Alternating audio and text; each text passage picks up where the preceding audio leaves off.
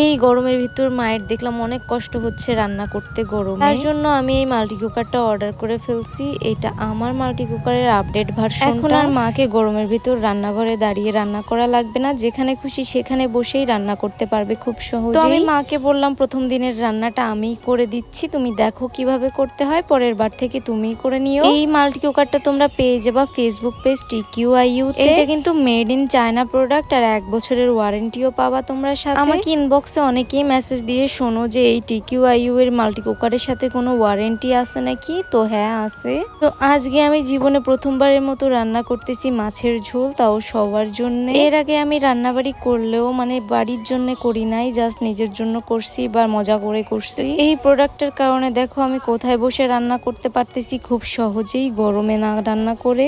বর্তমানে গ্যাসের যে পরিমাণ দাম বেড়ে গেছে, গ্যাস প্রত্যেকদিন কেনা সম্ভব না আর খরচও হয়ে যায় অনেক। এই মাল্টি কুকারটা কিন্তু বিদ্যুৎ সাশ্রয়ী, মানে তোমাদের কারেন্টও বেশি পড়বে না, আবার রান্নাও হয়ে যাবে। আর এইটাতে রান্না করলে যে স্বাদ উল্টো পাল্টা হবে এমন না, একদম পারফেক্ট স্বাদ হয়, পারফেক্ট রান্না হয়। তো আমি আজকে রান্না করতেছিলাম হচ্ছে ট্যাংরা মাছের ঝোল।